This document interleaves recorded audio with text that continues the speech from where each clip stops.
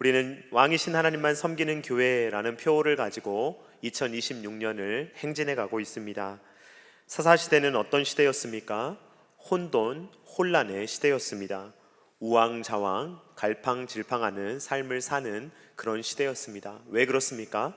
왕이신 하나님이 계심에도 불구하고 그들이 왕이신 하나님을 섬기지 않았기 때문에, 각자가 왕이 되어서 자기 소견에 옳은 대로 행하였기 때문에 어려운 삶을 살아가게 되었던 것입니다. 이스라엘 백성들은 어리석은 삶을 살았기 때문에 하나님의 진노로 말미암아 여러 가지 고난, 어려움을 겪게 되었습니다. 그때마다, 압제당할 때마다 하나님께서는 또한 구원자, 사사를 보내주셔서 그들을 건져주셨는데, 이제까지 우리는 총 12명의 사사들 중에서 10명의 사사들에 대해서 살펴보았습니다. 우리 사사들의 이름을 한번 읽어보면서 지난 내용을 한번 생각해 보도록 하겠습니다. 같이 읽겠습니다. 시작. 온니엘, 에훗, 삼갈, 드보라, 기드온, 돌라, 야일, 입산, 엘론, 압돈. 여러분, 이제까지 쭉 어떤 사사는 좀 깊이 살펴봤고요, 어떤 사사는 내용이 없기 때문에 살펴볼 것이 없었는데요. 여러분, 사사들을 쭉 보니까 사사들의 자질이 점점 더 훌륭해지는 것 같습니까? 아니면 점점 더 형편없어지는 것 같습니까? 네, 점점 좋아지는 것이 아니라 점점 형편없어지는 것처럼 보입니다. 여러분, 사사기에 사이클이 나타난다고 했지 않습니까? 그래서 유사한 사이클이 등장하는데 마치 나선형처럼 커집니다. 악이 처음에는 이만했다면 점점 커지면서 나중에는 걷잡을 수 없는 악으로 변질되어 가는 것을 보게 되는데, 여러분, 악이 커가면 커갈수록 어떤 지도자가 필요하겠습니까?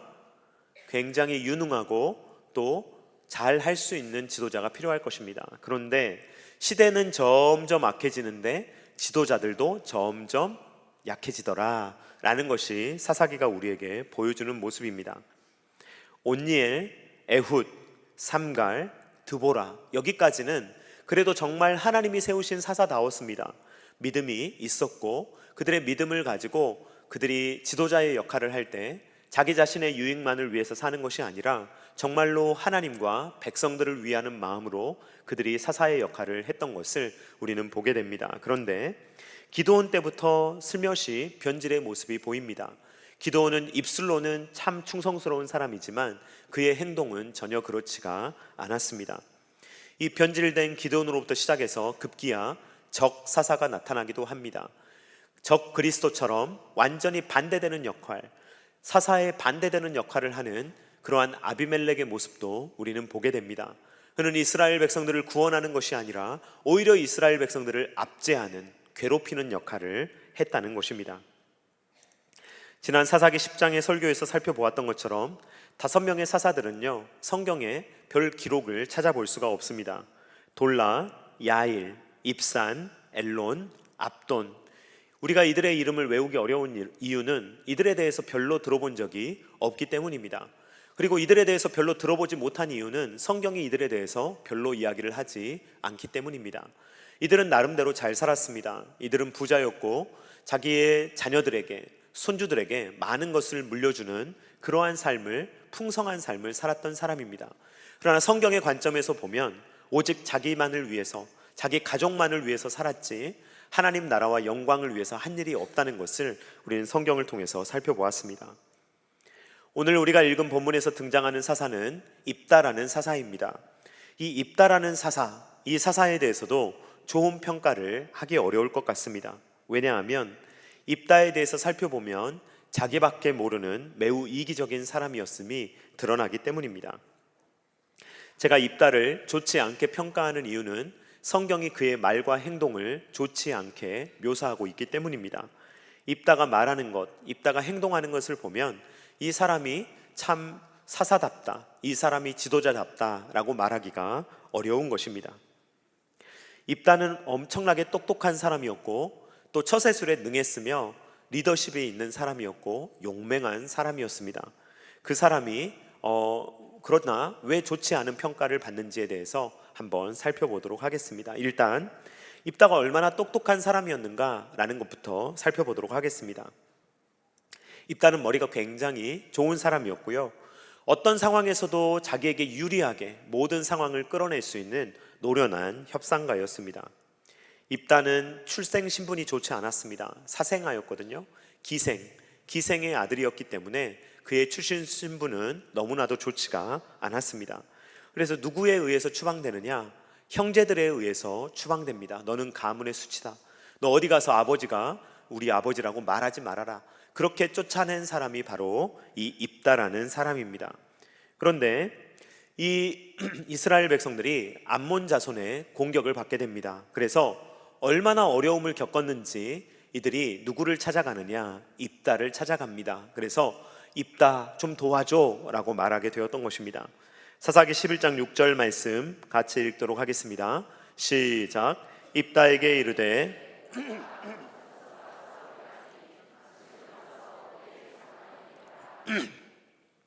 입다의 입장에서 얼마나 기다렸을 순간인지 모릅니다. 자기를 쫓아낸 사람들이 자기를 찾아와서 제발 우리를 도와주십시오. 우리의 머리, 우리의 장관이 되어주십시오. 인생 역전 아닙니까?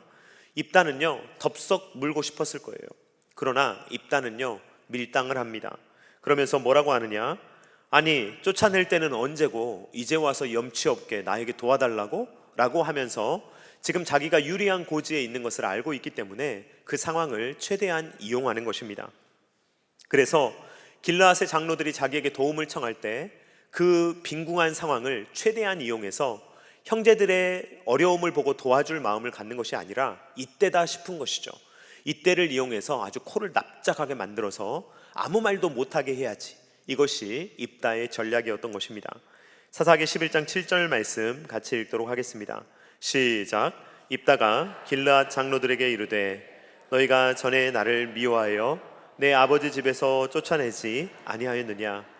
이제 너희가 환난을 당하였다고 어찌하여 내게 왔느냐 하니라. 아멘. 여러분 급소를 한번 찔리면 여러분 힘을 못 씁니다. 입다는요 아주 급소를 찌른 것입니다. 쫓아낼 때는 언제고 뻔뻔하게 이제 와가지고 도움을 요청한다고? 라고 하면서 지금 입다는 머리가 되고 싶죠. 그러나 이 상황을 최대한 이용해서 자기에게 유리한 상황을 만들어가는 것입니다. 그러면서 나중에 길르앗 장로들이 아무 말도 못하도록 자기에게 꼼짝할 수 없도록 약점을 잡고 그들로 하여금 틀림없이 자기를 길르앗의 머리로 삼을 수 있도록 유리한 고지로 상황을 몰아가는 것을 보게 됩니다. 그리고 오늘날로 말하면 다른 말을 절대로 할 수 없도록 형제들임에도 불구하고 법적인 문서를 꼼꼼하게 적어서 절대로 다른 말 할 수 없도록 만들어가는 입다의 모습을 보게 됩니다. 사사기 11장 10절 말씀 같이 읽도록 하겠습니다. 시작. 길르앗 장로들이 입다에게 이르되 여호와는 우리 사이에 증인이시니 당신의 말대로 우리가 그렇게 행하리이다 하니라. 아멘. 지금 입다가 요구한 게 아니라 길르앗 장로들이 매달리게 만들어서 당신들이 지금 해달라고 하는 겁니다 라는 것을 확실하게 하는 입다의 주도 면밀한 모습을 보게 됩니다.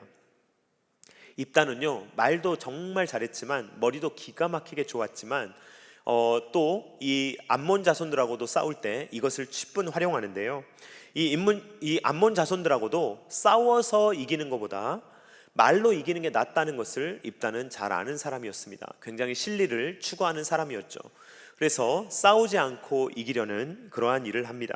그래서 입다는 먼저 협상을 시도하는데 암몬 자손과 역사적인, 신학적인 그리고 법적인 논증을 통해서 아무 말도 못하게 만드는 입다를 보게 됩니다. 길르앗을 침공한 암몬 자손들은 뭐라고 주장하느냐? 여기 원래 우리 땅이었으니까 나가라. 너희들 여기는 원래 우리가 살던 곳이었다 라는 것이 암몬 자손들의 주장이었습니다. 이 주장에 대해서 입다가 반박하는데 이렇게 반박합니다. 첫 번째 반박은 역사적인 논증인데요. 가나안 땅의 역사에 대해서 입다는 해박한 지식을 가지고 있습니다. 이스라엘 백성들이 어떤 경로를 통해서 어떤 이유로 여기까지 가나안 땅에 정착하기까지 이르게 되었는가라는 것을 설명하면서 무슨 말을 하느냐? 우리는 길만 비켜달라고 했었다. 정중하게 길을 좀 비켜주시면 지나가기만 하겠습니다 라고 했는데 공격을 받았으니 싸울 수밖에 없었다라는 것을 이야기합니다. 그리고 더 역사적으로 중요한 논증은 무엇이냐면 여기는 원래 암몬 족속의 땅이 아니었고 아모리 족속의 땅이었습니다. 무슨 말입니까? 원래 당신들의 땅이 아니었습니다 라는 이야기를 합니다. 사사기 11장 21절로 22절 말씀 같이 읽도록 하겠습니다. 시작. 이스라엘의 하나님 여호와께서 시온과 그의 모든 백성을 이스라엘의 손에 넘겨주심에 이스라엘이 그들을 쳐서 그 땅 주민 아모리 족속의 온 땅을 점령하되 아르논에서부터 얍복까지와 광야에서부터 요단까지 아모리 족속의 온 지역을 점령하였느니라. 아멘. 지금 입다는 너희들 땅도 아니었다, 피차 마찬가지다 라는 말을 먼저 합니다. 두 번째 논증은 무엇이냐면 신학적인 논증이었습니다. 암몬 자손들의 논리를 이용해서 그들을 공격했던 것입니다. 암몬 자손들은 어떤 생각을 가지고 있었느냐? 땅은 신이 주신 선물이다, 신이 나에게 주면 내가 그 땅에 산다 라는 것이 암몬 족속의 생각이었습니다. 사사기 11장 24절 말씀 같이 읽도록 하겠습니다. 시작. 내 신 그모스가 내게 주어 차지하게 한 것을 내가 차지하지 아니하겠느냐?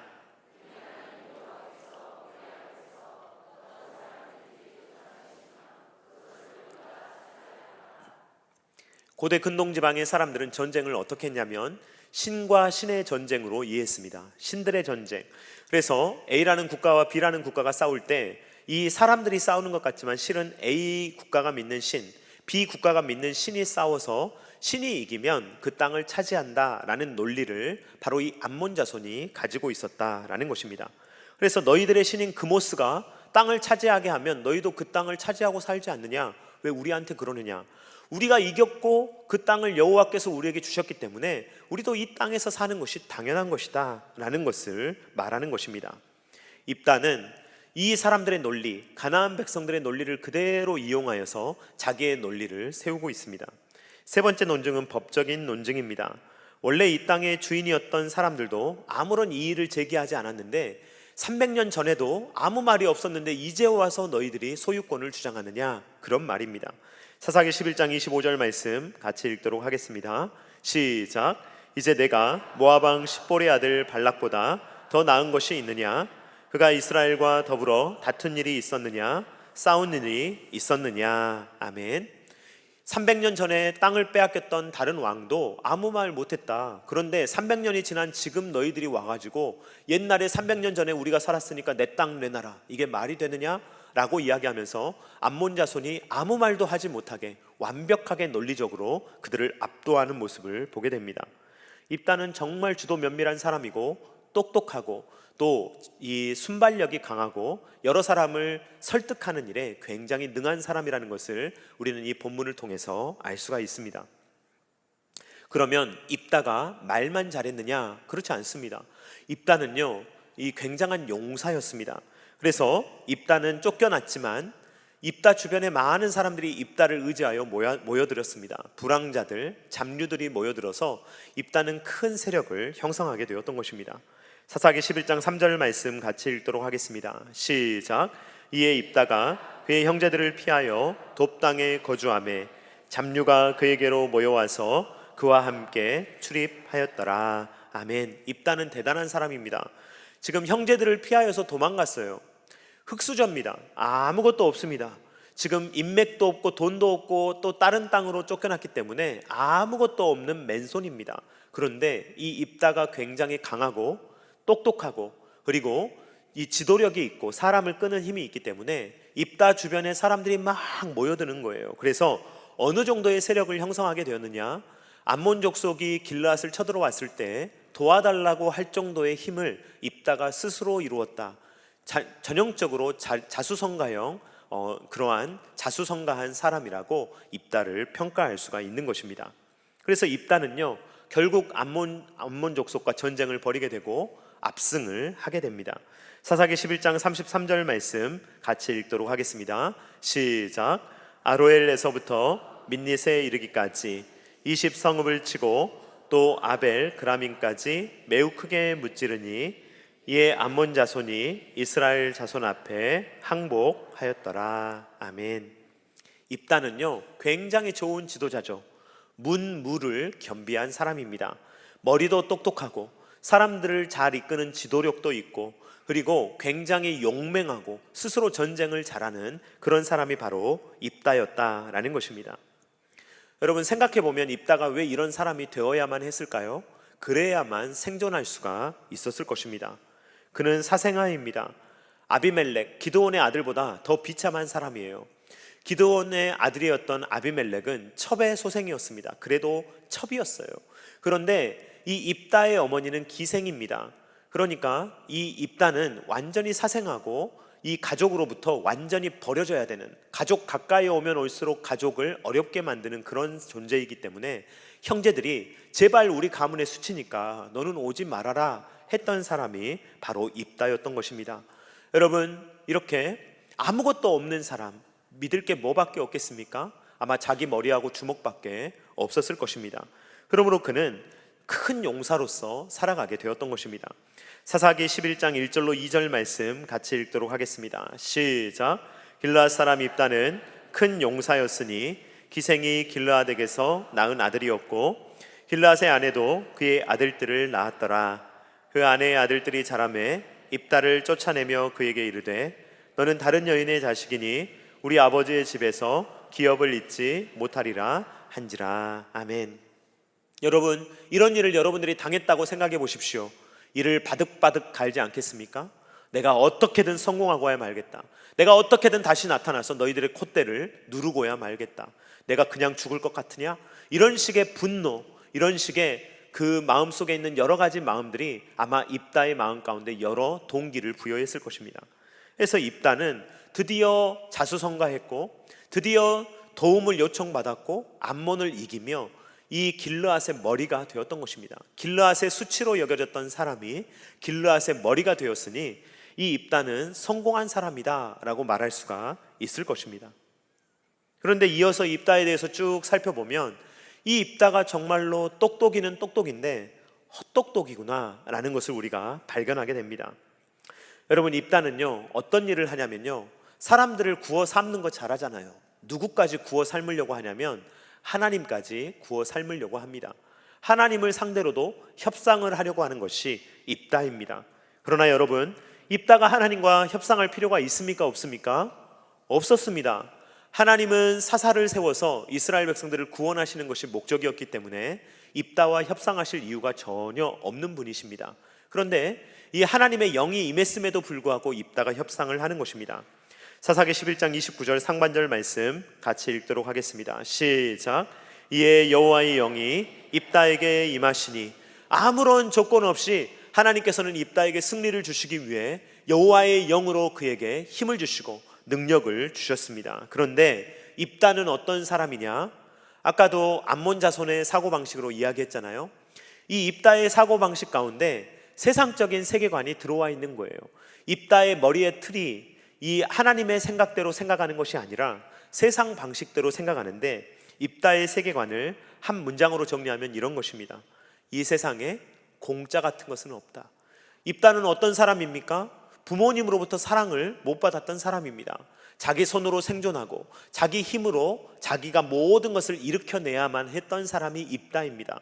사람도 자기 손으로 모으고 명예도 자기 손으로 이루어내야만 하는 사람이 입다입니다. 그러니까 입다의 마음속에 어떤 마음이 있냐면, 세상에 공짜가 어딨냐, 다 내가 얻어내는 것이지, 내 지략으로 내 힘으로 얻어내는 것이지 그냥 주는 사람이 어딨느냐, 이것이 입다의 사고방식이었던 것 같습니다. 그래서 하나님의 영이 임했음에도 불구하고 입다는 하나님하고 이 딜을 하는데, 어떤 것을 딜을 하느냐, 다른 사람의 생명을 걸고 서원을 합니다. 내가 이기게 된다면 내가 나를 가장 먼저 영접하는 사람의 생명을 죽여서 그 사람을 번제로 드리겠습니다 라는 아주 터무니없는 약속을 하는 것입니다. 사사기 11장 31절 말씀 같이 읽도록 하겠습니다. 시작. 내가 암몬 자손에게서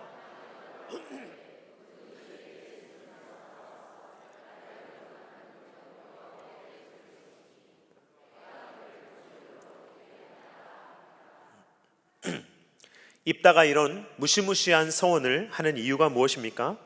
입다의 머리는요, 이 성경에 의해서, 하나님의 말씀에 의해서 생각하기보다는 이 가나안 민족들의 사고방식, 세상적인 사고방식 혹은 자기가 인생을 살아왔던 경험의 사고방식으로 사고를 하는 것입니다. 그래서 뭐라고 생각하느냐?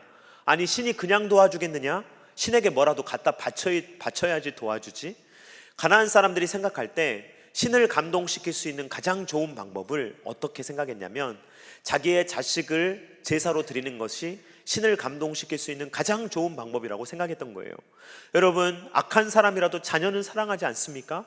자식을 드린다는 것은요, 가장 소중한 것을 드린다는 것을 의미합니다. 그러니까 가나안 사람들은요, 자기 자식을 번제로 드리는 경우가 있었던 거예요. 그러니까 입다는 자기 자식이라고 말은 안 했지만, 입다는 생명을 죽이겠다, 내가 생명을 죽여서 하나님께 드릴 테니까 하나님 이 정도면 감동하시겠죠? 이 정도면 제가 진지한 거 아시겠죠? 이런 식의 서원을 덜컥 해버렸던 것입니다. 여러분, 사람을 인신제사로 드리는 장면, 여러분 입다 말고 또 누가 떠오르십니까? 이전에 어떤 사건이 있었죠? 사람을 죽이려고 했던 사건이, 어떤 사건이 있었죠? 아브라함의 사건이 있었죠. 여러분, 아브라함과 지금 입다의 상황은요, 그림은 거의 흡사합니다. 아버지가 자식을 죽이는 이러한 일이 나오는 것입니다. 그런데 여러분, 아브라함의 상황과 입다의 상황은 같습니까? 다릅니까? 달라도 완전히 다릅니다. 여러분, 아브라함이 이삭을 잡아 죽이려고 했던 이유는 무엇입니까? 아브라함이 원했던 것입니까? 아브라함이 하나님을 감동시켜서 뭐 어찌 해보려고 했던 것입니까? 전혀 아닙니다. 하나님께서는 아브라함에게 일방적인 은혜를 다 베풀어 주셨습니다. 그리고 이삭, 네가 가장 소중히 여기는 이삭을 나에게 번제로 바쳐라 라는 것을 하나님이 명령하셨습니다.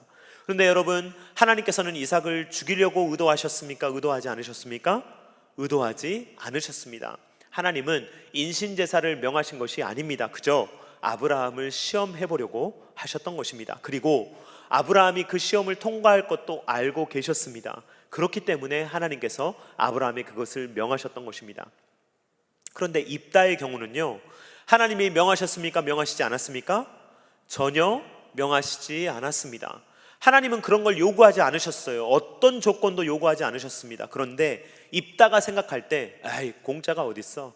하나님은 그냥 주시는 분이 아니야. 스스로 그렇게 생각한 것입니다. 그리고 하나님께 조건을 걸어서, 하나님이 나에게 승리를 주신다면 저도 생명을 죽여서 번제로 드리겠습니다 라는 것을 입다가 서원했던 것입니다. 입다의 세계관, 은혜가 없습니다. 입다의 세계관에는요, 그냥 주어지는 게 없어요. 그냥 주는 사람이 어딨어? 오는 게 있으면 가는 것도 있는 것이지, 세상에 공짜가 어딨어? 내가 갚아야지, 이런 생각을 입다가 하고 있었던 것입니다. 여기에서 잠깐 서원과 서약에 대해서 살펴보도록 하겠습니다. 성경을 읽어보면 서원과 서약이 같이 이렇게 상호적으로 쓰일 때가 많습니다. 특별히 구분하지 않고 서원이라고 했다가 서약이라고 했다가 서원과 서약을 같은 의미로 사용할 때가 많습니다. 그러나 한번 굳이 분류해 보자면 서원과 서약은 약간 다릅니다. 서원은 조건적이라면 서약은 조건이 없다라는 것입니다. 서원을 하는 대표적인 경우가 무엇입니까? 하나님 저에게 아들을 주신다면 아들을 목사로, 선교사로 제가 이렇게 하나님께 드리겠습니다. 이런 서원이 아마 주변에서 볼 수 있는 대표적인 서원일 것입니다. 그래서 저도 서원으로 목사가 됐습니다. 저희 어머니께서 딸만 셋인데 하나님 아들 좀 주세요. 아들 주시면 드리겠습니다. 그래서 제가 이 자리에 서 있습니다. 또 이런 일을 하죠. 하나님 직장만 주시면, 이번에 하나님께서 이번 입찰만 되게 하시면, 하나님 저희가 이 대학교만 가면, 이런 것들이 서원입니다. 조건을 거는 것이죠. 서약은 무엇이냐면 학습셀의 입교 문답을 했듯이 우리가 그냥 대답하는 것입니다. 잘 믿기로 서약하십니까? 네. 부부간에 서약을 합니다.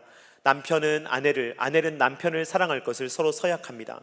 임직식을 할 때 서약을 합니다. 하나님께서 나에게 주신 직분을 감사하면서 그 직분에 충성하는 삶을 살겠습니다. 이것이 서약입니다. 입다는 명백하게 서원을 했는데요, 조건을 걸었습니다.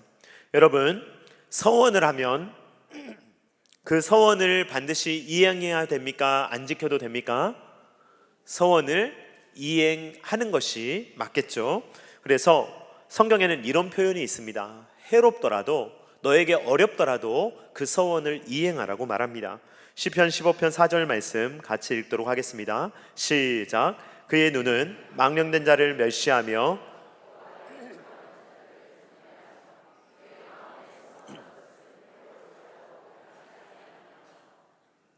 여러분, 서원을 했다면 그 서원을 잘 지켜가는 것이 중요합니다. 그래서 어떻게 하는 것이 좋냐면 서원은 함부로 하지 않는 것이 좋습니다. 서원을 할 때는 충분히 기도해보고 충분히 생각해보고 확인해보고 하는 것이 중요합니다. 전도서 5장 5절 말씀 같이 읽겠습니다. 시작. 서원하고 갚지 아니하는 것보다 서원하지 아니하는 것이 더 나으니. 이 말은 서원을 하지 말라는 것이 아니라 함부로 서원을 남발하지 말라는 말입니다. 저는 이런 사람들을 만나본 적이 있습니다. 어쩔 수 없이 부모님의 서원 때문에 신학교에 오신 분들을 간혹 만납니다. 자기는 신학교에 오고 싶지 않았어요. 근데 부모님이 서원을 해서 하자니 하기 싫고 가지 않자니 찝찝하고 그래서 오신 분들이 간혹 있다는 것입니다. 또 그런 분도 만난 적이 있습니다.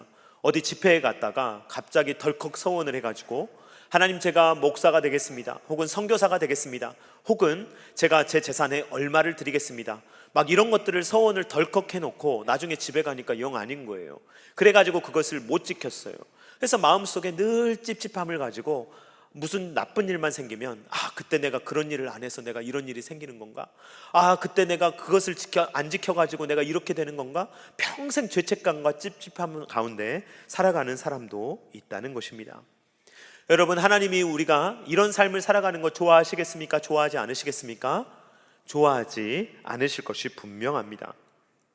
여러분, 입다의 경우만 살펴보도록 하겠습니다. 입다는 자기를 가장 먼저 영접하는 사람을 죽여서 번제로 드리겠다는 약속을 하나님 앞에 했습니다. 여러분, 이것을 입다가 지키는 것이 좋겠습니까? 지키지 않는 것이 좋겠습니까? 서원이니까 지켜야 됩니까? 지키지 않아야 됩니까? 그런데 여러분, 입다가 이 서원을 지키지 않는 것이 저는 성경적이라고 생각합니다. 왜 그렇습니까? 입다가 처음부터 서원한 내용 자체가 하나님의 뜻과 충돌되기 때문입니다. 여러분, 하나님은 우리가 인신제사를 하는 거 기뻐하십니까? 기뻐하시지 않으십니까? 여러분, 만약에 여러분들이 하나님, 제가 취업만 되면 누구 죽이겠습니다, 이런 거 서원했으면 지켜야 됩니까? 지키지 말아야 됩니까? 지키지 않는 것이 옳겠죠. 하나님은 인신제사를 기뻐하지 않으십니다. 입다는 하나님의 뜻대로 서원한 것이 아니에요. 그러므로 입다는 서원을 지키지 않는 편이 더 나았습니다. 레위기 18장 21절 말씀 같이 읽도록 하겠습니다. 시작. 너는 결단코 자녀를 몰렉에게 주어 불로 통과하게 함으로 내 하나님의 이름을 욕되게 하지 말라. 나는 여호와이니라. 사람을 인신제사로 드리는 것은 무슨 일이라는 것입니까? 나를 욕되게 하는 것이다. 하나님께서 가증히 여기시는 것이다 라고 신명기에서는 표현합니다. 그러므로 입다의 서원은 어리석은 서원입니다. 하나님이 기뻐하시지 않는 서원입니다. 그러므로 그런 서원은 지키지 않는 편이 더 낫다라는 것입니다. 레위기 5장 4절에서 6절 말씀을 보면 서원을 이행하지 못할 때 어떻게 해야 되는가에 대해서 나옵니다.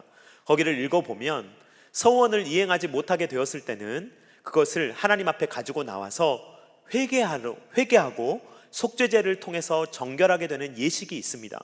입다가 만약에 이 말씀을 알았다면 그는 하나님 앞에 회개하고 속죄제를 드리면 끝날 일이에요. 그런데 그는 그렇게 하지 않았다는 것입니다. 해로울지라도 서원을 지키라는 말은 서원을 했으면 지키려고 노력하라는 말이지 절대로 100% 해야 되며 그 서원을 지키지 않으면 너에게 저주가 임할 것이다, 이런 내용이 아닙니다. 여러분, 서원을 이행하지 못하게 된 경우에는 그것에 대해서 함부로 서원한 것에 대해서 하나님께 회개하며 하나님, 제가 잘못 서원했습니다 라고 하나님 앞에 회개하고 죄의 용서를 받으면 될 일이에요. 그런데 그것을 끝까지 지키려고 하는 입다의 어리석은 고집을 우리는 보게 되는 것입니다. 입다가 이제 승리를 거두고 집에 돌아오는데 입다에게는요, 자녀도 하나밖에 없어요. 무남동녀입니다. 아들도 없고 딸 하나 있어요. 사사기 11장 34절 말씀 같이 읽도록 하겠습니다. 시작. 입다가 미스바에 있는 자기 집에 이를 때 보라, 그의 딸이 소고를 잡고 춤추며 나와서 영접하니 이는 그의 무남 동녀라. 아멘. 저는 입다가 참 바보 같아요. 자기를 가장 먼저 영접할 사람은 가족일 확률이 높지 않겠어요? 근데 왜 그런 서원을 덜컥 해놓고 자기 생명도 아니고 남의 생명을 서원으로 걸어서 자기 딸이 나오는 것을 봤을 때, 여러분 만약에 여러분들이 입다라면 어떻게 하시겠습니까? 저라면요, 멀리서 오는 딸을 보면요 주저앉아 버릴 것 같아요. 아무것도 못할 것 같습니다. 그래서 이걸 어떻게 해야 되나 애통하면서 방법을 찾을 것 같아요. 근데 입다는 어떻게 하냐면, 내가 입으로 뱉은 말 지켜야지. 입다의 신념이 자기 딸보다 커요. 지금 내 신념을 지켜야지. 내가 약속한 거니까, 내가 입으로 뱉었으니까 할 수밖에 없겠지. 이 생각이 입다의 생각입니다. 사사기 11장 35절 하반절 말씀 같이 읽도록 하겠습니다. 시작. 내가 여호와를 향하여 입을 열었으니 능히 돌이키지 못하리로다 하니. 입다는요, 지금 자기 말 지키는 것이 딸의 생명을 살리는 것보다 입다에게는 중요한 거예요. 그러니까 그 말은요, 입다가 무슨 윤리적으로 옳은 사람처럼 보이지만 그렇지 않습니다. 이기적인 거예요. 자기밖에 모르는 거예요. 내 명예를 더럽히느니 내 딸을 죽이겠다. 내 말을 어기느니 그냥 내 딸을 죽이겠다. 이게 입다의 입장이라는 것입니다. 입다가 얼마나 이기적인 사람이냐면요, 입다가 딸을 만났을 때 하는 이야기가 기가 막힙니다. 입다는요, 자기 때문에, 지금 딸은 아무 잘못 없잖아요. 딸이 무슨 잘못이 있습니까? 입다의 잘못이지. 자기가 덜컥 잘못한 것이 잘못이지 딸에게 조금이라도 잘못이 있습니까? 그렇지 않습니다. 그런데요, 입다가 누구를 비난하냐면 딸을 비난합니다. 사사기 11장 35절 상반절 말씀 같이 읽도록 하겠습니다. 시작. 입다가 이를 보고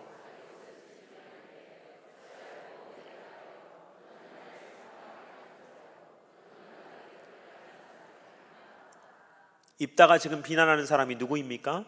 딸이에요. 왜 너는 나를 지금 영접하러 나와가지고 네가 나를 지금 참담하게 한다. 지금 너 때문에 내 인생이 괴롭다.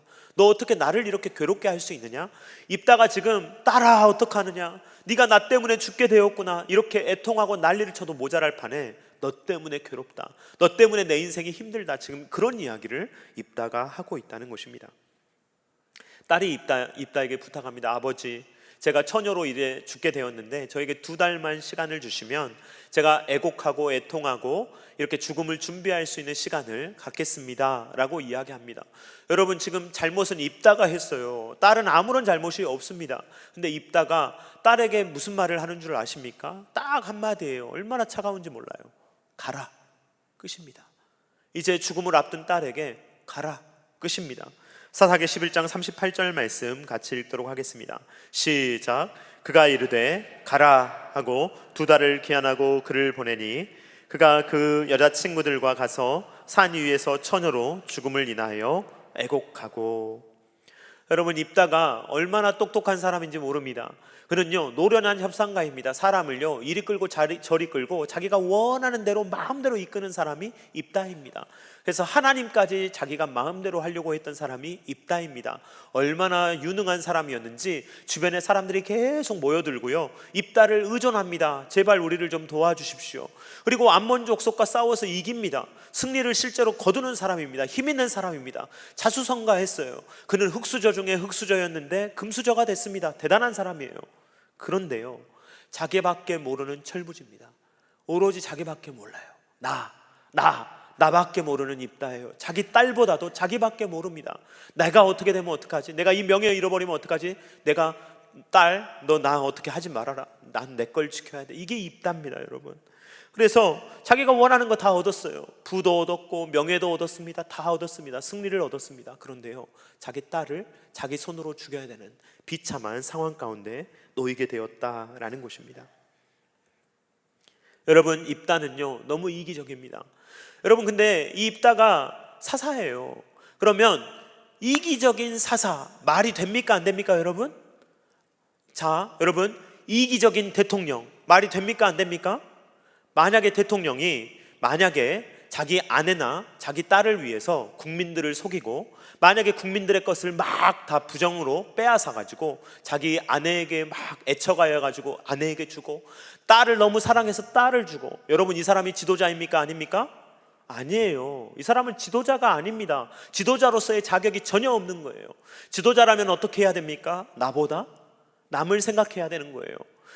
자기가 지금 다스리고 있는 사람들을 생각해야 지도자입니다. 지도자가 자기밖에 모른다면 그 사람은 지도자라고 말할 수가 없는 것입니다. 그러므로 이기적인 지도자, 이거는 말이 안 되는 말이에요. 이기적일 수가 없는 것입니다. 사사는 지도자입니다. 사사는요, 자기보다 다른 사람들, 이스라엘 백성들을 위하고 여호와를 섬겨야 되는 사람이에요. 그런데 이처럼 이기적인 사사가 나왔다라는 것을 성경이 보여주는 것입니다. 여러분, 우리가 입다의 사사기 내용을 통해서 우리가 얻게 되는 교훈이 무엇입니까? 여러분, 사람 사사를 세워놓으면, 사람을 지도자로 세워놓으면 그 사람이 여러분들에게 좋은 일을 합니까? 하지 않습니까? 하는 사람도 있지만 사람은 완벽합니까? 완벽하지 않습니까? 완벽하지 않다는 것입니다. 어디 왕인 나를 버리고 너희가 사람 지도자를 원해서 세워줬는데 어떠냐라는 것을 하나님이 말씀하시는 것입니다. 보니까 사사의 질이 점점 낮아져요. 왕이신 하나님을 버리고 사람 사사를 의지하니까 사람 사사는 점점 자기밖에 몰라요. 자기가 그 권력을 이용해서 다른 사람들을 괴롭히고 남의 것을 빼앗아서 자기의 배를 불리는 일을 하는 거예요. 여러분, 입다의 모습이 익숙하십니까? 낯서십니까? 익숙해요? 낯설어요? 익숙하잖아요. 이 세상에는 입다가 되게 많아요. 정말 많은 사람들이 이타적인 것처럼 행동하지만 사실은 자기의 목적을 이루기 위해서 이기적으로 행동하는 사람이 굉장히 많습니다. 겉으로는 그럴싸한 모습을 보이지만 속으로는 자기의 입속을 챙기는 사람들이 얼마나 많습니까? 저와 여러분들은 자유롭습니까? 그렇지 않습니다. 저희들도 그럴싸한 이야기를 하지만 사실은 나를 위해서, 내 이익을 위해서, 내가 편한 길을 위해서 무엇이 나에게 유리한지를 기가 막히게 계산하고 행동하는 것이 바로 우리의 모습이다라는 것입니다. 사사기가 이것을 고발하는 것입니다. 이 사사들이 얼마나 이기적이고 자기밖에 모르는지를 보여줌으로써 사사가 구원자가 아니라 하나님만이 구원자이시다라는 것을 우리에게 보여주는 것입니다. 하나님만이 우리의 사사이신 줄로 믿습니다.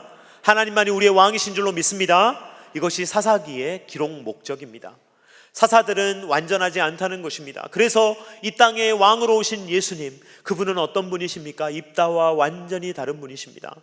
예수님은 어떤 분이십니까? 저와 여러분들을 위해서 죽으신 분입니다. 저와 여러분들을 위해서 모든 것을 버리십니다. 이 입다는 이기적인 사람이었지만 예수님은 이타적인 분이십니다. 저와 여러분들을 섬기기 위해서 이 땅에 오셨다라는 것입니다. 사랑하는 성도님들, 우리들은 그리스도인들입니다. 우리는 예수님을 따라가야 되는 줄로 믿습니다. 그러면 여러분, 우리는 어떤 길을 걸어가야 하겠습니까? 십자가의 길을 걸어가야 되는 줄로 믿습니다. 그러면 십자가의 능력이 나타날 줄로 믿습니다. 여러분, 그런데요, 우리가 여기서 아멘 했지만 우리 집으로 돌아가면 우리의 모습이 어떻습니까? 조금도 양보하지 않으려고, 조금도 내 것은 빼앗기지 않으려고, 다른 사람을 상대하면서 조금도 나는 손해보지 않으려고, 말 한마디 안 지려고, 다른 사람이 조금만 섭섭하게 해도 그거를 다 갚아주려고 하는 것이 우리가 아닙니까? 심지어 자녀에게도, 심지어 부모에게도, 심지어 여러 성도들에게도 나의 이기심을 여지없이 드러내며 조금도 손해보지 않으려고 이를 악물고 살아가는 것이 저와 여러분 아닙니까?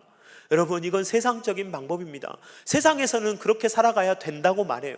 설교가 끝나고 집으로 돌아가면 세상이 다 그렇게 말할 겁니다. 자기 마음에 귀를 기울이고 자기를 소중히 여기고 다른 사람은 다 무시하고 자기를 위해서 살라고 말하는 것이 오늘날의 상담이요, 오늘날의 말하는 메시지요, 그렇게 살아야 된다고 말하는 것이 세상입니다. 그러나 예수님께서는 그렇게 말씀하지 않으십니다. 예수님께서는요, 다른 사람을 생각하라고 하십니다. 네가 희생하라고 말씀하십니다. 네가 십자가를 지라고 말씀하십니다. 사랑하는 성도님들, 우리는 세상의 방식이 아니라 우리 예수님의 방식을 따라갈 수 있기를 주님의 이름으로 축원드립니다. 여러분, 사랑하는 아내들에게 져주시기를 바랍니다. 사랑하는 남편들에게 져주시기를 바랍니다. 사랑하는 자녀들에게 져주시기를 바랍니다. 기어이 이겨먹고야만은, 그래서 야, 내가 얼마나 지도간 사람인지 내가 보여줄게, 난 이기고야 만다, 내 고집은 누구도 못 꺾고, 이거 증명하려고 살지 마시고 예수님이 우리에게 보여주신 그 십자가의 길, 그 길을 우리가 따라가면서 좀 바보처럼, 좀 멍청이처럼 그렇게 살아가면서 우리 예수님께서 우리를 위해서 모든 것을 조건 없이 주신 것을 기억하며 우리도 주님을 위해서 자꾸 하나님하고도 협상하지 마시고요, 하나님, 나에게 생명 주신 주님께 저도 귀한 것을 드리며 살겠습니다. 내 목숨 드리겠습니다. 내 생애를 드리겠습니다.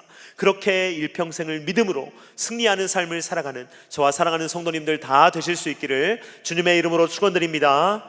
주님의 이름으로 축원드립니다. 같이 찬양하도록 하겠습니다. 그분의 사랑이 같이 찬양합니다.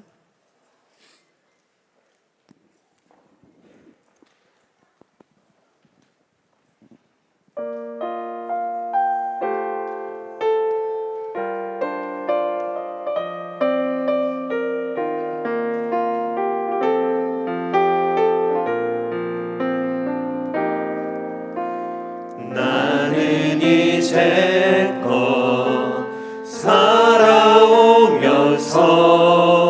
누구에게도 아무것도 베풀지 않았네. 누구도 너 그러니 용서하지 않았고 누구에게도 져준 적이 없었네.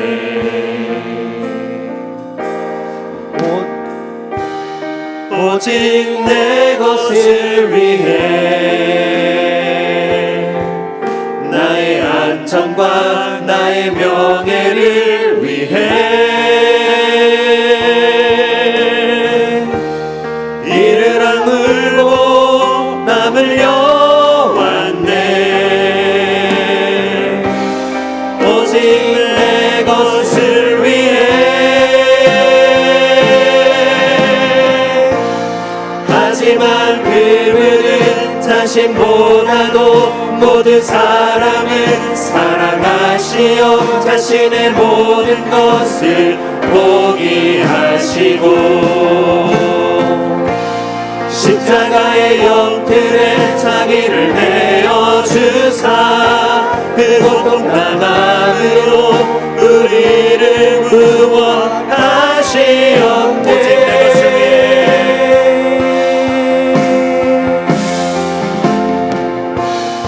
오직 내 것을 위해 나의 안전과 나의 명예를 위해 이를 악물고 남을 여왔네. 오직 내 것을 위해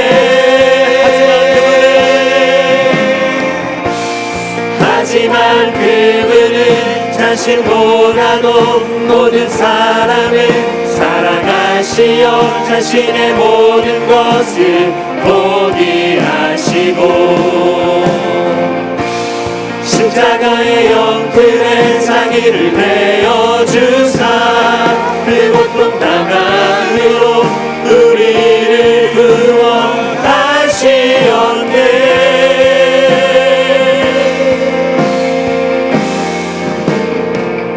그분이 사랑한 많은 사람 중에 나 같은 사람이 속해 있다는 사실 생각할수록 내 작은 가슴을 더욱 뜨겁게 하네. 생각할수록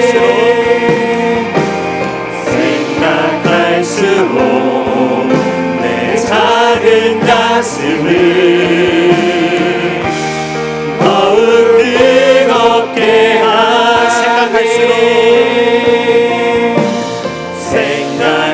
생각할수록 내 작은 가슴을 더욱 뜨겁게 하네. 시간에 잠깐 같이 기도하도록 하겠습니다. 여러분, 우리가 겉으로는 남을 위한다고 할 때가 많지만 우리의 속에 있는 생각은 너무나도 이기적일 때가 많습니다. 가정에서도 심지어 자녀를 보면서도 우리는 이기적인 마음을 갖는 것이 악한 죄인의 모습이라는 것을 이 시간에 우리가 인정해야 될 줄로 압니다. 이 시간에 우리가 주님 앞에 나갈 때 우리의 속마음을 주님은 다 알고 계시기 때문에 주님 앞에 다 내어놓고 주여, 제가 이렇게 이기적입니다. 내가 이렇게 이기적으로 살고 있습니다. 그러나 주님, 예수님으로 인해서 새 생명을 생명을 얻었고 새로운 피조물로 살아갈 때 십자가의 길을 걸어가게 하시며, 예수님께서 우리를 섬겨주신 것처럼 우리도 그렇게 섬길 수 있도록 도와주셔서 예수님의 생명이 내 안에 있게 하시고, 나를 통해 가정이 살게 하여 주시옵소서, 나를 통해 셀이 살게 하여 주시옵소서, 나를 통해 교회가 살게 하여 주시옵소서, 나를 통해 직장이 살게 하여 주시옵소서, 생명사역자로 살 수 있도록 주여 도와달라고 다 같이 주여 한번 외치고 기도하겠습니다. 주여.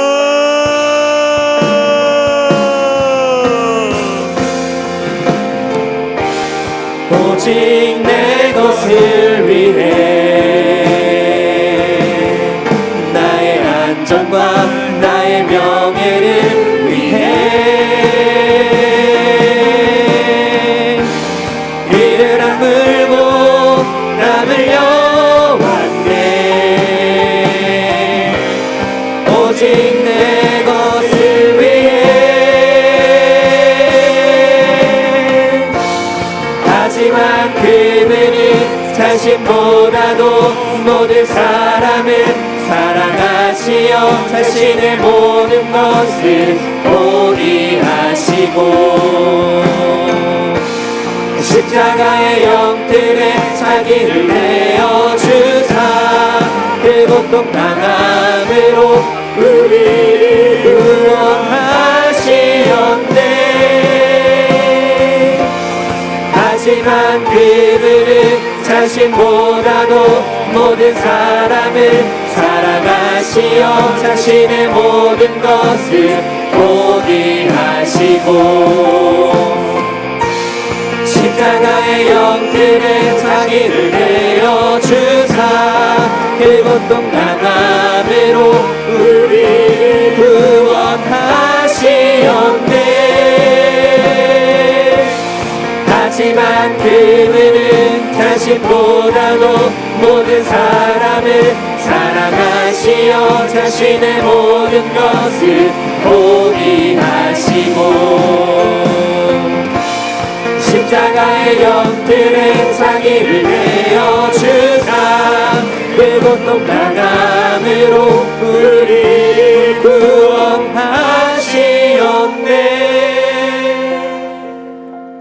사랑이 많으신 하나님 아버지, 감사를 드립니다. 입다의 이야기를 통하여서 우리가 어느 정도까지 이기적으로 변할 수 있는지, 인간이 얼마나 갈 수 있는지를 우리에게 보여주시니 감사합니다. 입다는 사사로서 정말 다른 사람들을 위하고 하나님의 영광을 위해서 살아야 되는 지도자였지만, 그럼에도 불구하고 자기밖에 모르며 자기 딸까지도 자기를 위해서 희생해버리는, 딸을 비난하는 이러한 입다의 모습을 통해 우리의 모습을 보게 됩니다. 주여, 우리가 입다보다 나은 것이 무엇입니까? 주여, 우리의 삶을 돌아볼 때 주님, 우리에게 너무나도 정말 이기적이며 자기밖에 모르는 모습이 우리의 마음 가운데 있으며 우리의 삶에 있음을 주님 앞에 고백합니다. 그러나 예수님께서 우리를 살리시며 우리에게 새 생명을 주셨기 때문에 우리는 예수님 짤이며 이 땅을 새로운 피조물로 살아가는 줄로 믿습니다. 주님이 이 세상의 생각을 따라가지 않게 하여 주시오며 하나님의 뜻을 따르게 하여 주시옵소서. 십자가의 길을 걸어가게 하여 주시옵소서. 십자가의 능력을 체험하게 하여 주시옵소서. 주님, 우리가 조금 더 희생할 수 있도록 도와주시고 우리가 조금 더 낮아질 수 있도록 도와주시오며 아버지 하나님, 섬기는 삶을 살아갈 수 있도록 우리 가운데 복을 허락하여 주시옵소서. 우리가 그렇게 십자가의 길을 걸어갈 때 가정이 살아나게 하여 주시옵소서. 부부관계가 회복되게 하여 주시옵소서. 우리의 자녀들이 회복되게 하여 주시옵소서. 우리 교회가 회복되게 하여 주시옵소서. 우리의 나라가 회복되게 하여 주시옵소서. 전 세계의 열방이 주님께로 돌아오게 하여 주시옵소서. 이 귀한 일에 우리를 사용하여 주시옵소서.